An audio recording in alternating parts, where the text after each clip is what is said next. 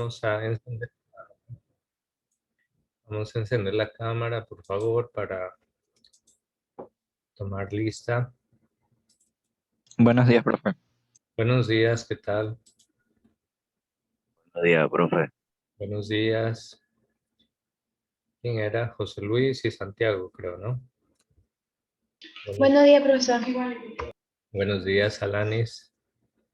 Buenos días, profesor. Buenos días. Buenos días, Valentina. Buenos días, profe. Buenos días, Jordana. Buenos días, profesor. Buenos días, Romina. Bien, enciendan la cámara, por favor. Nicole Montserrat, mensaje recibido. Muy bien. Hoy viernes estaremos cerrando con broche de oro ya esta nueva semana y la próxima, jóvenes, ya comienza, el próximo viernes comienzan los aportes. ¿Qué día tenemos con ustedes el aporte? ¿Será el próximo viernes? Sí, profe, toca filosofía. Ah, ya. Ya, muy bien. El aporte se basa, jóvenes, en las diapositivas. Entonces, de ahí salen las preguntas. No siempre serán preguntas o sea, de respuestas literales, sino que serán preguntas de reflexión, donde la persona tiene que razonar, tiene que filosofar para responder.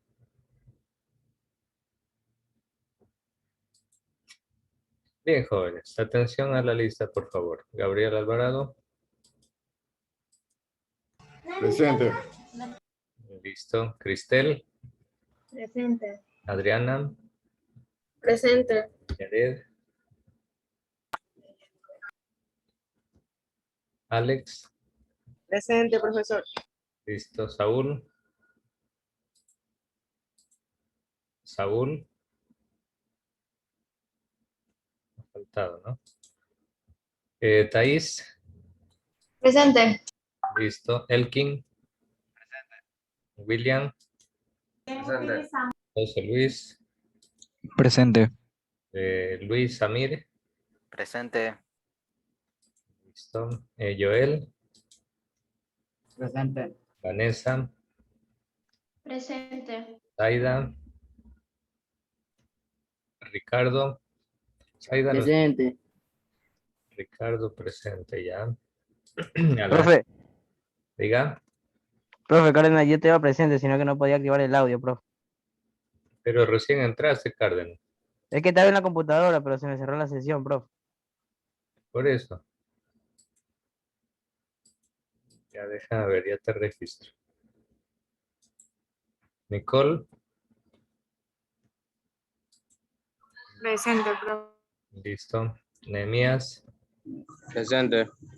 Manuel. Presente. Mónica. Presente. Listo. José. Presente. Santiago. Presente. Axel. Presente. Brittany.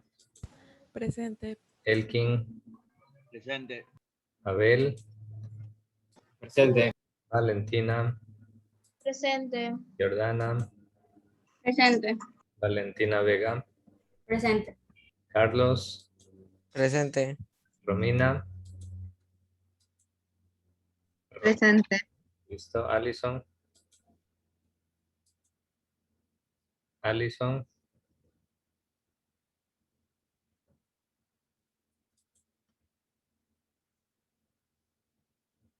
Villasís, ¿qué pasó? No tiene cámara ni audio. Confirme, Villasís, ¿qué sucede? Profe, ¿sí me escucha ahora sí? Sí, claro. Ya, profe, disculpe, es que mi internet está lento. Ah, ya, ok. A ver, Joel, acá también he escrito. Ya listo, Vanessa también. Nicole también, ya, ok.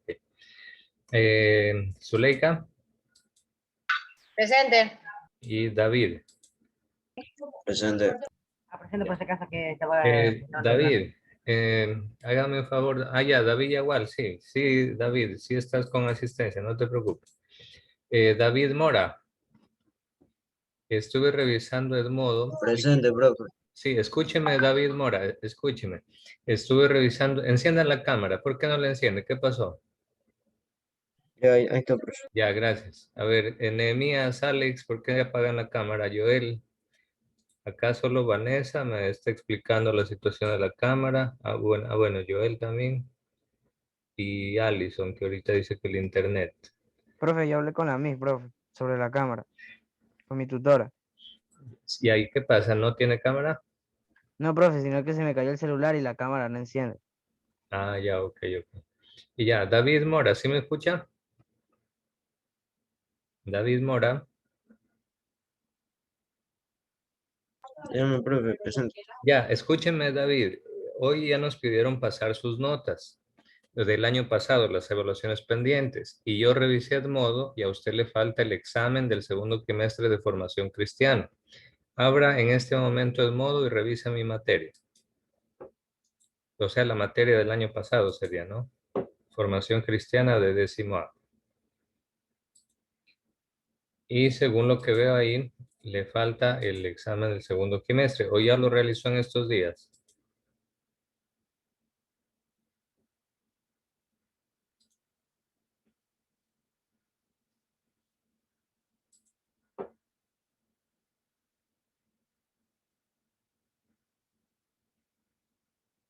No, usted aquí dice no lo ha visto todavía el examen. A ver, David, escúcheme. Al terminar la hora de clase, yo tengo que enviar las notas. Si usted no lo realiza ahorita al aporte, pues tendré que, al examen que le falta, es el único que le falta. Todo lo demás usted ya dio y ha sacado bastante bien sus notas. Pero este examen le falta. Al terminar la clase, yo ya tengo que enviar a la institución sus notas. Entonces, David, en este momento, póngase a hacer esa evaluación para que no le... Sí, profe, ya vi, no me di cuenta de que no lo hice. Ya, sí, porque si no, ahí le va la nota de 0,01 sobre 10. Entonces, hágala, porque yo al terminar la clase tengo que pasar la nota. A ver, jóvenes, en resumen, entonces solo ha faltado la señorita Jaén. ¿O ya ingresó Jaén? Si es que ya ingresó, confirme.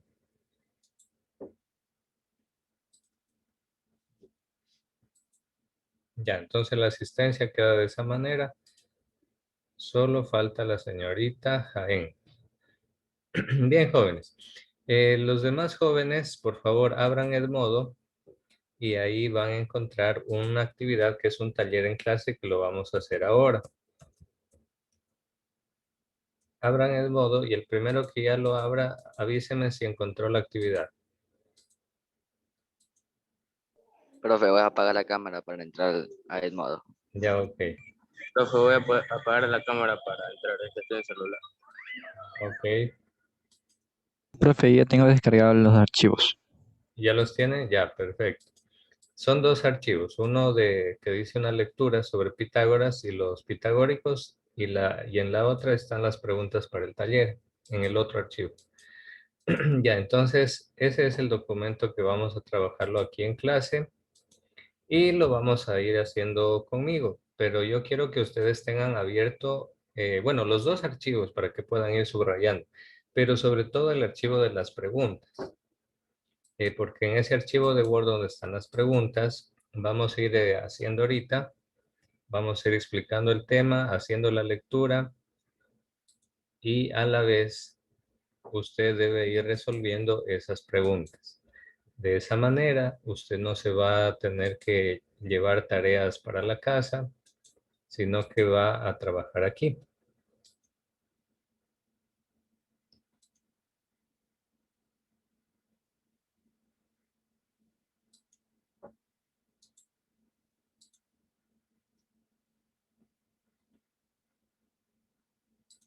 Vamos a esperar, ojalá que ya todos tengan el archivo.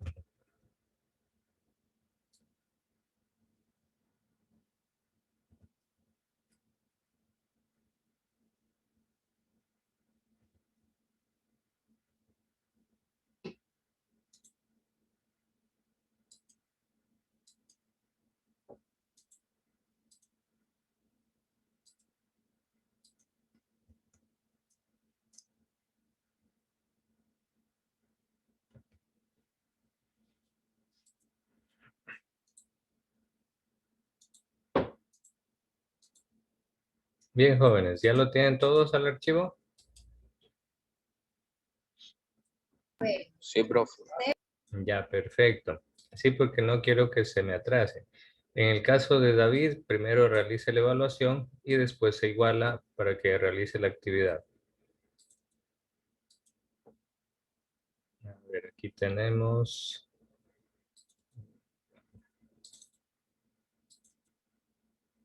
Ok, jóvenes. El tema que vamos a profundizar el día de hoy es Pitágoras y sus discípulos, los famosos pitagóricos. A veces a Pitágoras lo conocemos solo porque inventó el teorema, pero Pitágoras no fue tan aburrido como para solo limitarnos en el teorema. La vida de Pitágoras y su obra es muy interesante, por eso es que vamos a profundizar y vamos a comprender más a fondo cuál es su filosofía.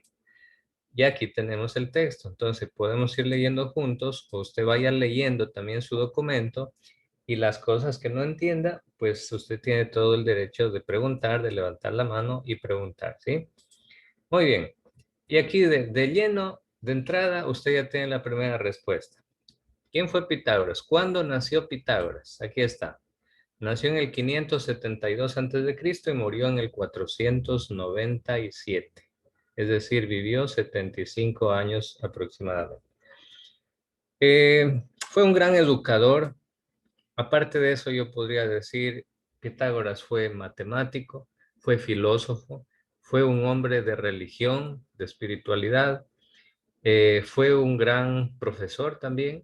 Y yo diría otra cosa, jóvenes, fue un hombre bastante místico, bastante apegado al mundo espiritual y él incluso a las matemáticas las veía como un mundo espiritual. El universo entero para él estaba lleno de matemáticas y de números. Increíble, ¿no? Bueno, vamos a ver, seguimos. Dice que Pitágoras tenía dos clases de discípulos, los matemáticos y los acusmáticos. La palabra acusmáticos, jóvenes, viene de acústica, viene de sonido, ¿no? Entonces, los acusmáticos eran los oyentes, sobre todo los oyentes de las enseñanzas morales de Pitágoras. Entonces, por ahí, por aquí ya tiene usted la segunda y la tercera respuesta de las preguntas del taller. Dice que los discípulos matemáticos eran estudiantes especiales, eran como que estudiantes de otro rango, de otro nivel, porque recibían una instrucción individualizada. Prácticamente los matemáticos tenían una especie de profesor privado. Y este profesor privado les enseñaba la doctrina secreta de Pitágoras. Esta doctrina secreta tenía que ver con los números, con las matemáticas, con la música, con el universo, etc. ¿Sí? Entonces, los discípulos, en cambio, por el otro lado, los discípulos acusmáticos, que eran más de 1000, eran muchos, miren, atendían, es decir, escuchaban las clases sobre moral, maneras y conductas de la vida. Esas eran las clases de los acusmáticos. En cambio, los matemáticos, como el nombre lo indica, se dedicaban a la matemática. Detalle importante. Por lo general, jóvenes, en la historia de la filosofía siempre nos encontramos con nombres de filósofos varones, filósofos hombres. Y la pregunta es ahí, ¿y por qué no está tan presente la mujer? ¿Por qué será, Vanessa? ¿Qué dice usted? ¿Por qué no está tan presente, no encontramos nombres de mujeres entre filósofos? Porque en ese tiempo las mujeres no estaban, digamos, con tantos estudios, casi eran para las casas y solo tenían que servir al hombre. Así es. Triste, ¿no? Lamentable lo que la humanidad se perdió por no haberles dado a las mujeres el espacio que se merece. Hoy en día está cambiando un poquito esa situación. Señoritas, mujeres, hoy en día ustedes pueden educarse, están en un colegio, van a la universidad. Hoy en día hay presidentas de naciones que son mujeres. Mire, la comisionada de las Naciones Unidas para los Derechos Humanos es Michelle Bachelet. Ella fue presidenta de Chile, ahora es comisionada de la ONU, ocupa un cargo mundial altísimo y es una mujer. ¿Qué significa eso, señoritas? Que ustedes, mujeres, como cualquier caballero, tienen esas capacidades, tienen esa inteligencia como para poder desempeñar con éxito cualquier cargo, cualquier profesión científica y de alto nivel y de alta importancia, así como lo puede hacer un caballero, lo puede hacer una mujer tranquilamente y lo hace muy bien. Entonces, señoritas, aprovechen estos tiempos que están cambiando al menos un poquito en favor de la mujer. Está cambiando. No es mucho, todavía falta, quiero decir. Sí han habido cambios, pero todavía falta. Sin embargo, ustedes, señoritas, pueden ser protagonistas de ese cambio. Y qué bonito y qué bueno que sea así, porque la mujer tiene toda la inteligencia para salir adelante y ser el grande líder de la sociedad. Entonces, jóvenes, aquí hay un dato interesante. Pitágoras les permitía a las mujeres asistir a su escuela por igual. Sí les daba ese chance Pitágoras. Esa es una parte positiva, una parte buena. Sin embargo, para ser discípulo matemático, solo podían ser los que Pitágoras estaba de acuerdo con su fisionomía, es decir, con su aspecto, con su talante, con su personalidad. Sí, además, esos discípulos tenían que tener antecedentes honorables. ¿Qué quiere decir? Ser personas de buena reputación, de buena fama, de buena estima. No iban a poner ahí algún corrupto, algún ladrón, no. Aceptaban como discípulos a personas que tenían buena fama, de ser personas de valor, de honor, de ser personas honestas, honradas. ¿Sí? Luego Pitágoras los sometían a los que querían ser discípulos a un interrogatorio. Miren, podríamos decir que Pitágoras es el inventor de la entrevista de trabajo, de la entrevista en general. Porque, por ejemplo, cuando ustedes ingresaron a la escuela o al colegio, muy seguramente les hicieron una entrevista, o a usted o a sus padres. A lo mejor la hermanita rectora o a lo mejor la psicóloga les hizo una entrevista. Bueno, pues esa entrevista ya la había inventado Pitágoras hace 2500 años. Les hacía un interrogatorio, mire. Entonces, en ese interrogatorio tenían que poner de manifiesto que son personas de temperamento calmo, con sentimientos elevados, que tenían intereses o eran amantes serios del aprendizaje, que no sean egoístas, que sean modestos y pacíficos. Miren un montón de características que les exigía. Pitágoras era un maestro exigente. Si ese examen, ese interrogatorio le daba un resultado favorable, los recibía a los discípulos. Dato importante, interesante quiero decir. Si un discípulo tenía una finca, en el momento que Pitágoras lo aceptaba como discípulo matemático, esa finca pasaba a ser parte de las riquezas de la escuela pitagórica. Era parte del tesoro común, mire. ¿Y qué pasa si uno de los discípulos después de 2, 3 años o de 10 años se retiraba de la comunidad de Pitágoras? Pues Pitágoras le devolvía todo el dinero o las tierras que él había traído consigo a la comunidad. Simplemente le devolvía, le decía, ten, ahora tú te retiras, o a lo mejor les decía, tú ya no puedes seguir porque has cometido un error, lo que sea. Les devolvía sus riquezas, su tierra y los mandaba a su casa. Aquí está, recibía de vuelta el dinero y era despedido. Sí, muy bien. ¿Qué otro dato interesante? Aquí están los discípulos acusmáticos. Ya les dije, jóvenes, que acusmático viene de acústico, de acústica, y la acústica tiene que ver con el sonido. ¿Sí? Entonces, los discípulos acusmáticos eran los oyentes de las lecciones morales que daba Pitágoras. Dato interesante. Para estas clases, Pitágoras hacía que le pongan un velo delante de la cara de él, una tela semitransparente, de tal forma que los discípulos no le podían ver directamente la cara. Eso, jóvenes, le configuraba, le daba a Pitágoras una especie de aire místico, de aire sobrenatural, una cosa como que si fuera un semidios, un ser espiritual que les estaba hablando. Miren, ¿no? Interesante esa parte. Ah, ya, listo, Romina, mensaje recibido. Ok. Jóvenes, cualquier pregunta o curiosidad que tengan, levanten la mano, pida la palabra o me escriben en el chat. ¿Sí? Entonces ahí ya tienen, jóvenes, la otra pregunta. Muy bien. En lecciones morales, Pitágoras no razonaba ni explicaba materia alguna, sino que exponía la ley con autoridad. Estaban obligados a creer en las lecciones morales. Sí, ustedes van a decir, ¿y cuál era la lección moral de Pitágoras? ¿Cuál era la esencia de la lección moral de Pitágoras? Aquí está. La máxima de Pitágoras era asombrosa. Toda persona y toda cosa realmente ama a cualquier otra cosa. Es decir, la esencia de la moral de Pitágoras se basaba en el amor a todo, en el amor a cualquier cosa o cualquier persona.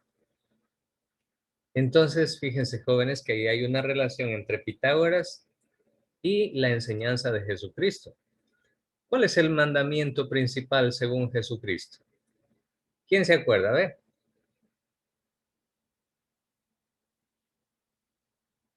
¿Cuál era el mandamiento principal de Cristo? ¿Cuál es el mandamiento principal de Cristo? Honrar padre y madre. No, ese es uno de los 10 mandamientos, pero hay un mandamiento que los resume a toditos. Amar a Dios sobre todas las cosas. Ahí está, Saúl. El amor. Amar a Dios sobre todas las cosas y al prójimo como a ti mismo. En una palabra, el amor. Para Cristo, toda la Biblia se resume en una sola palabra, para Jesucristo. Y esa palabra es el amor. Y miren, oh sorpresa, que Pitágoras, 500 años antes de que nazca Jesucristo, Pitágoras ya decía que toda persona y toda cosa realmente ama a cualquier otra cosa. ¿Qué quiere decir esto? Que hemos sido creados y que hemos nacido para amar. ¿Amar a quién? No solo a la esposa, al esposo, a los hijos, al novio, a la novia. ¿No? Amar la naturaleza, amar las instituciones, amar la educación, amar la filosofía, amar a los animalitos, amar en la casa, el hogar donde vivo, amar la vida. Hemos nacido para amar. Miren lo que dice Pitágoras. Amar las cosas que nos hacen felices y nos hacen bien, el deporte, el baile, la danza, la coreografía, la música, amar. Entonces, miren, la esencia de la moral de Pitágoras, muy bonita, ¿no? El amor.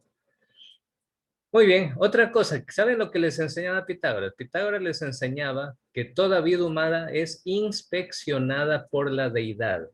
¿Qué quiere decir esto? Que la divinidad, que la deidad, en pocas palabras, que Dios te está inspeccionando continuamente lo que tú haces. Y aquí está otra respuesta para el taller, jóvenes. Atenti, Ecuador, como dice el periodista. Por tanto, Pitágoras les inculcaba el severo autoexamen. ¿En qué consistía el autoexamen? Dice que al ir a la cama cada noche, el discípulo tenía que revisar cuidadosamente todos los actos del día. Tenía que reflexionar y pensar y decir, a ver, ¿qué hice el día de hoy?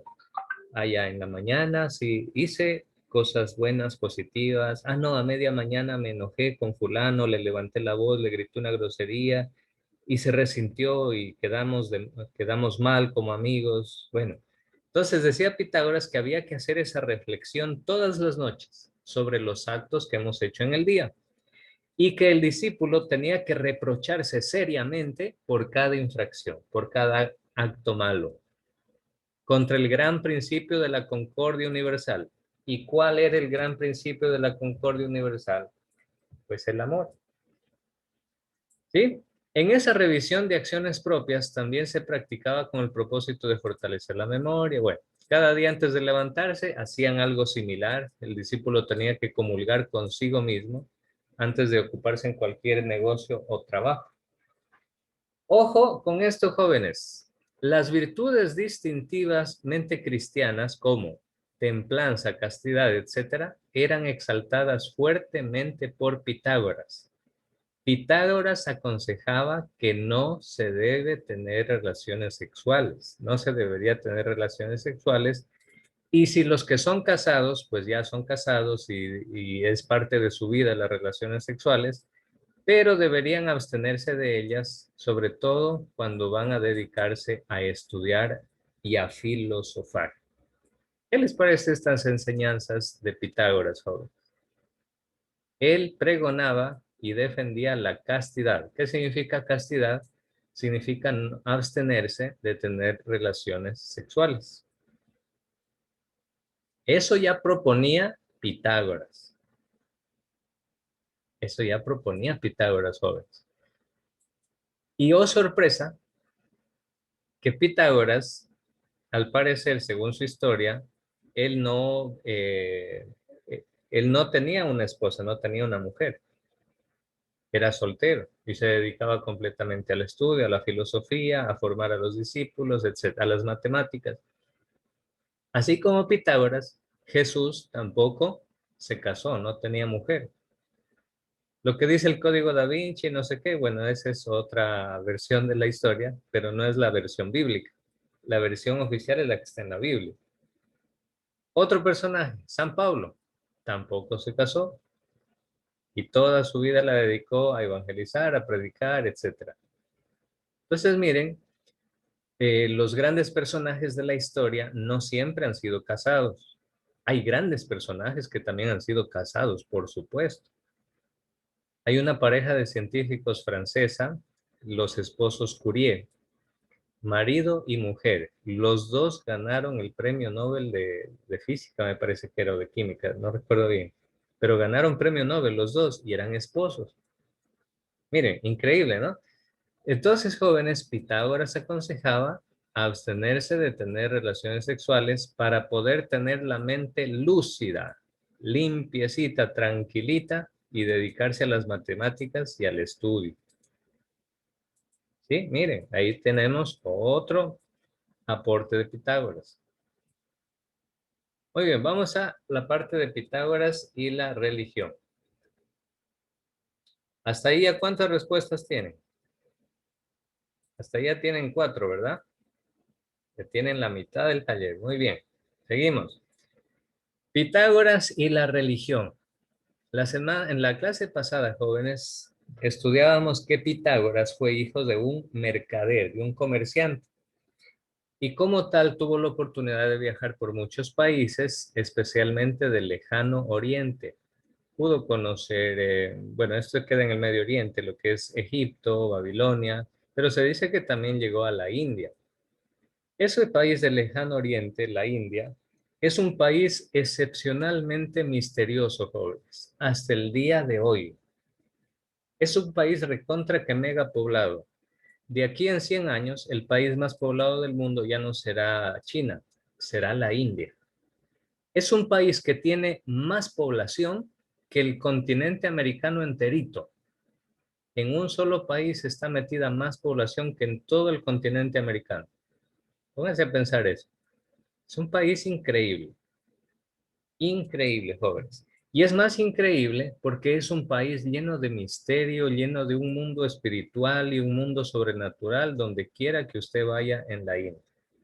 Entonces, al parecer, cuando Pitágoras visitó esos países, se vio fuertemente influenciado por las tradiciones, por las creencias y por la cultura de esos países. ¿Sí? Entonces, mire lo que dice este escritor que se llama Jámblico. Dice, jamás vino ni vendrá a la humanidad un Dios más grande que aquel revelado por los dioses a través de Pitágoras. Es decir, lo ponen a Pitágoras como si él fuera un Dios. Y de hecho, jóvenes, los discípulos, aquí está subrayado, lo consideraban a Pitágoras un ser sobrehumano. Miren, tanto era la admiración que tenían que lo consideraban un ser sobrehumano. Y presenta un extraño problema. No solo creían sus discípulos que poseía el don de la ubicuidad. Atente, Ecuador, por aquí está otra respuesta. ¿Qué es el don de la ubicuidad? Es estar en diferentes lugares a la vez. Pero aparte del don de la ubicuidad, los discípulos decían que que Pitágoras hacía milagros como hablar con los animales y hacerlos comportarse de manera contraria a sus instintos. ¿Qué les parece esto, jóvenes? Le pregunto a Zuleika, ¿qué opina usted, Zuleika, del don de la ubicuidad que le atribuían a Pitágoras?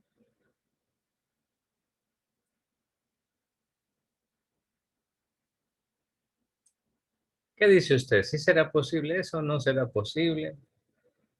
¿O exageraban los discípulos? ¿O sería cierto que Pitágoras tenía el don de la ubicuidad? ¿Qué dice usted?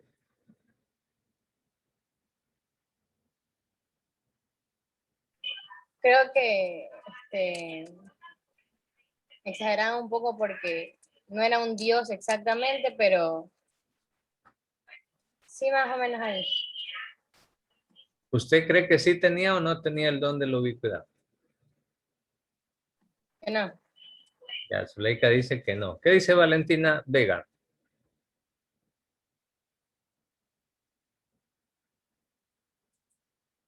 No. Ya. Bueno, en realidad, jóvenes, analizarlo desde el punto de vista científico es como que difícil de creer, ¿verdad? Pero jóvenes, esa era la mentalidad y la admiración que sentían los discípulos, le atribuían ese milagro. Les cuento que en el mundo del cristianismo, a muchos santos se les ha atribuido el don de la ubicuidad. Ejemplo, el Santo Padre Pío de Pietrelcina, en una de sus biografías, un piloto de la Fuerza Aérea Norteamericana durante la Segunda Guerra Mundial, acuérdense que Estados Unidos comenzó a hacer retroceder a los nazis desde el sur de Italia, y justo el Padre Pío vivía en el sur de Italia.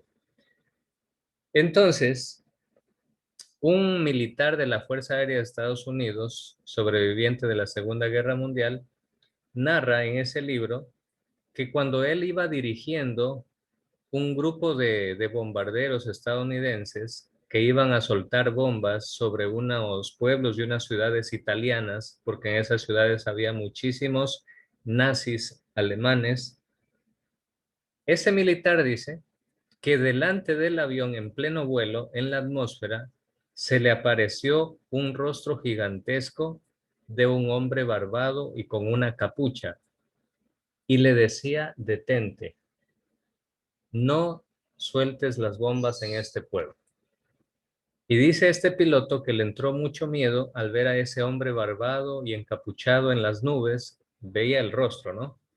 Y que escuchaba en su mente que le decía que no vaya a bombardear ese pueblo. Y dice que le entró temor, miedo, y como él dirigía la misión de todos los cazabombarderos, les dijo que abortaran la misión y que regresaban a la base. Y no bombardearon ese pueblo. ¿Cuál era ese pueblo? Ese pueblo era San Giovanni Rotondo, un pueblo al sur de Italia donde vivía y de donde era el Padre Pío de Pietrelcina. ¿Sí? Eso resulta casi como que una historia de ciencia ficción, y sin embargo se recogen esas historias en la vida de los santos. Por ejemplo, en la vida de San Martín de Porres, se dice que San Martín de Porres, este santo que era mulato de Lima, de Perú, decía que tan grande era el amor a los animales, que un día los demás frailes del convento se dedicaron a perseguir un ratón para matarlo, porque se había metido un ratón a la bodega y les estaba por ahí carcomiendo el maíz, el ratón les estaba rompiendo las cosas. Entonces toditos los frailes con palos buscando el ratón para matarlo. Cuando, oh sorpresa, que San Martín de Porres se le encuentra al ratón, y en vez de matarlo, lo coge en sus manos, se lo guarda debajo de la sotana que él cargaba, y se lo llevó a su cuarto para esconderlo en su cuarto. Y se dice que San Martín de Porres podía hablar con los animales. Entonces lo dejó al ratón dentro de su cuarto para que los demás frailes no lo maten, por amor a ese animal, al ratón.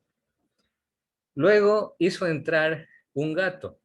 El gato también hacía daños, se le robaba el queso, les hacía daños por ahí y lo buscaban al gato para sacarlo corriendo a golpes. ¿Qué hizo San Martín de Porres? Lo mismo, llevó al gato y lo metió en su cuarto para esconderlo. ¿Cuál fue la sorpresa? La sorpresa fue que el gato no se lo comió al ratón, sino que se hicieron amigos y que comían del mismo plato. Increíble, ¿no? Y la última, jóvenes, esto está escrito en las biografías de San Martín de Porres.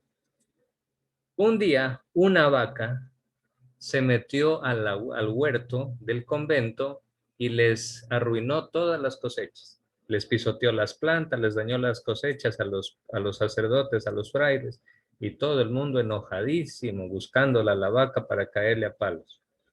¿Qué hizo San Martín de Porres? La metió a la vaca en su cuarto. La metió a la vaca en su cuarto para esconderla y para que nadie la maltrate a la vaquita. Miren esas historias, jóvenes. Hace 2500 años ya se contaban cosas similares de Pitágoras, que él hablaba con los animales y los hacía comportarse de manera contraria a sus instintos. Miren, y en el cristianismo vale la pena recalcar esa similitud entre estos acontecimientos. Por otra parte, a Pitágoras permitía que la gente lo trate no solo como una especie de Dios, o sino por lo menos que lo trataba como un mensajero del dios Apolo. Y pretendía convencer a la gente de que su muslo, su pierna, era de oro, como evidencia de su origen divino. Miren, o sea, Pitágoras era un hombre realmente como que místico, como misterioso, no sé, como que uno diría también, no, de ser un hombre loco, ¿cómo va a decir que era un dios? Pero miren ese nivel de Pitágoras. Nos conectamos enseguida, jóvenes, para terminar, ¿sí? Nos conectamos enseguida, vámonos.